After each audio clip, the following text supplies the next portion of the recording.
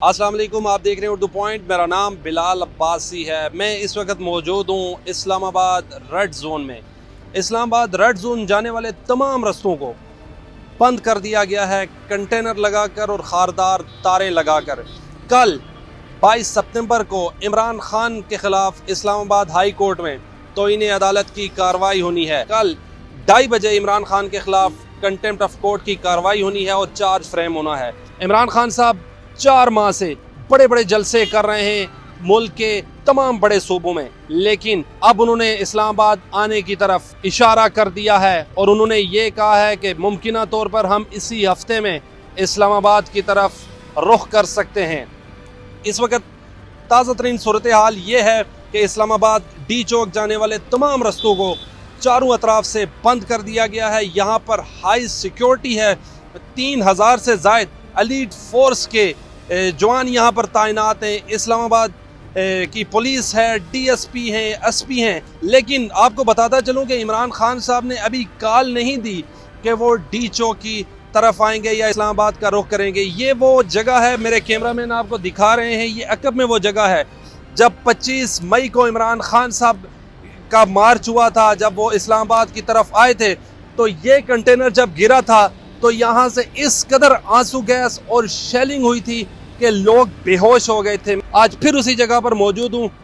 ये वो मेन जगह है जहाँ पर सुप्रीम कोर्ट, पार्लियामेंट हाउस और पार्लियामेंट लॉजेस की तरफ जाया जाता है। यहाँ पर मिनिस्टर इनक्लेव हैं। नादरा चौक, सरीना चौक, डी चौक, रेड जोन, तमाम रस्तों को एक नहीं, 2 नहीं, 3 कंटेनर्स लगाकर बंद कर दिया गया है। लेकिन अभी इमरान खान साहब ने इस्लामाबाद आने की कॉल नहीं दी। वजीर दाखिला राना सनाउल्लाह के अहकामात के मुताबिक इस्लामाबाद रेड जोन के तमाम रस्तों को बंद कर दिया गया है, लेकिन अभी तक कोई फाइनल कॉल नहीं हुई। जबकि आपको बताता चलूँ कि राना सनाउल्लाह जो वफाकी वजीर दाखिला है, उन्होंने सूबों को अहकामात जारी किए हैं कि 30,000 से ज़्यादा पुलिस एहलकार हमें चाहिए इस्लामाबाद के लिए। लेकिन अभी सूबों ने वफाक के लिए पुलिस देने का कोई हतमी फैसला नहीं किया।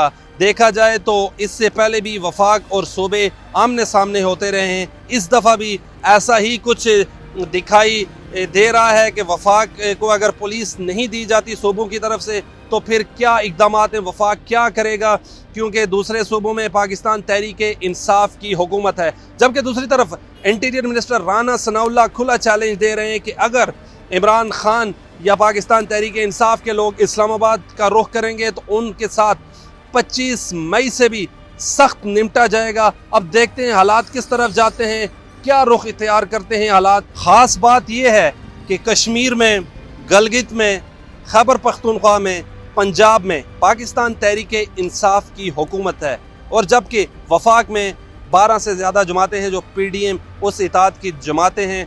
लेकिन वफाक और सूबे आमने सामने आ चुके हैं। आपको बताता चलूँ ताज़ा तरीन अपडेट्स ये हैं कि जब इस्लामाबाद की तरफ एंट्री होगी, अगर इमरान खान का मार्च या लॉन्ग मार्च या धरना जो भी इस्लामाबाद की तरफ आएगा, रास्ते में खंदके खोदने का भी इंतज़ाम किया जा रहा है। जहाँ से एंट्रेंस होगी वफाक की तरफ, वहाँ पर बड़ी बड़ी खंदकें खोदी जाएंगी। यहाँ पर मैंने बफ्तरबंद गाड़ियाँ भी देखी हैं, 2 से 3 यहाँ बफ्तरबंद गाड़ियाँ भी रेड जोन के एरिए में गश्त कर रही हैं। इसके अलावा जो आंसू गैस के शेल हैं, मुमकिना तौर पर इस्लामाबाद पुलिस हर किस्म के हर किसी इंतजामात से निमटने के लिए तैयार है। अपने मेज़बान बिलाल अब्बासी को दीजिए डी चौक से इजाज़त। अल्लाह नेगेबान।